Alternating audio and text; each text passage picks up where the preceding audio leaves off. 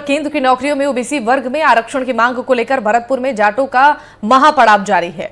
भरतपुर धौलपुर जाट समाज आरक्षण की मांग को लेकर जयचोली गांव में महापड़ाव डाला है। महापड़ाव में अलग अलग तरह के रंग दिखाई दे रहे हैं। शुक्रवार के दिन जाट समाज की महिलाएं हाथों में लाठी लेकर महापड़ाव में शामिल हुई। वहीं रात में मनोरंजन के लिए जाट समाज के नेता डांस करते हुए नजर आए। डांस का वीडियो सोशल मीडिया पर वायरल हो रहा है। हालांकि भरतपुर धौलपुर जाट आरक्षण संघर्ष समिति संयोजक ने सरकार को 22 जनवरी तक का अल्टीमेटम दिया है। मांगे नहीं मानने पर 23 जनवरी को दिल्ली मुंबई रेलवे ट्रैक को जाम करने की चेतावनी दी है। और उधर चेतावनी को देखते हुए महापड़ाव के आसपास भारी तादाद में पुलिस बलों को तैनात किया गया है। पुलिस कर्मियों का सर्दी से बचाव के लिए दिन भर अलाव का इंतजाम रहा है।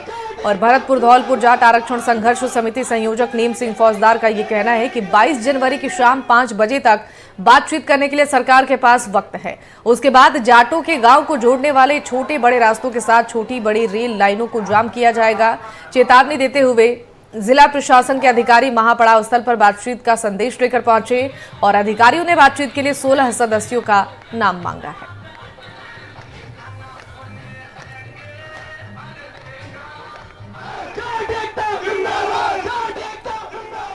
ललितेश कुशवाहा हमारे साथ इस खबर पर ज्यादा जानकारी देंगे। लाइव जुड़ चुके हैं ललितेश, आपसे जानना चाहेंगे जिस तरीके से लगातार जाटों की तरफ से इस आंदोलन को उग्र किया जा रहा है, अपनी मांगों को लेकर सरकार को अल्टीमेटम भी दिया गया है, क्या कुछ कहना है, मांगे जरा बताइए उनकी, और कब तक का ये अल्टीमेटम मिला है सरकार को?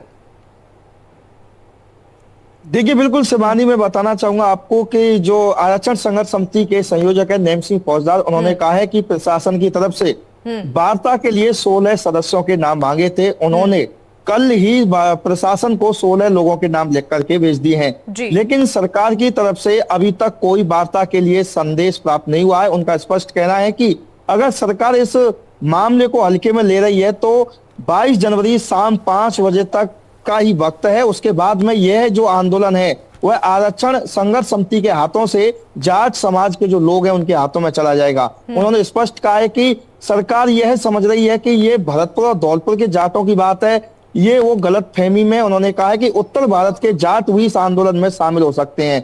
और उन्होंने कहा है कि 22 जनवरी शाम 5 बजे के बाद में प्रत्येक जो जाटों के गाँव हैं उनको, जहां उनको छोटे बड़े या रास्ते हैं या रेल लाइनें जा रही हैं, उनको जाम कर दिया जाएगा। और जितने भी जाटों के गांव के आसपास सरकारी कार्यालय हैं उनका भी घेराव कर लिया जाएगा।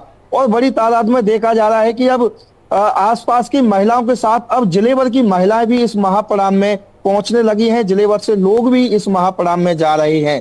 हालांकि अब देखना होगा, प्रशासन भी इस पूरे मामले पर नजर बनाए हुए है। प्रशासन के जो आला अधिकारी हैं समय समय पर गश्त कर रहे हैं और पूरे दौरा कर रहे हैं। उसके बाद में जानकारी ये भी मिली है कि जिला प्रशासन के आला अधिकारियों की आज जिला कलेक्ट्रेट कार्यालय में वार्ता भी हुई है। तो ये जो 16 सदस्यों के नाम है ये जरूर वार्ता के लिए ऊपर भेज दिए जाएंगे और जल्द ही इन जो आरक्षण संघर्ष समिति के जो संयोजक हैं या 16 जो लोग ऊपर से नाम मांगे गए हैं उनकी जल्द ही सरकार से वार्ता होगी। जी मत बिल्कुल, देखिए ललितेश, जिस तरीके से अपनी मांगों को लेकर अड़े हुए हैं ये सभी लोग, महिलाएं भी इस आंदोलन में शामिल हो रही हैं। साफ तौर पर उनकी तरफ से ये संदेश तो क्लियर है कि जब तक उनकी मांगे नहीं मानी जाएगी तब तक आंदोलन खत्म नहीं होगा। लेकिन क्या कोई आश्वासन अब तक उन्हें दिया गया है? हालांकि प्रशासन की टीम भी, जैसा कि आपने बताया, कि मौके पर पहुंच रही है, लोगों से बातचीत करने की कोशिश की जा रही है, तो क्या कोई अब तक उनकी तरफ से आश्वासन दिया गया है बातचीत को लेकर?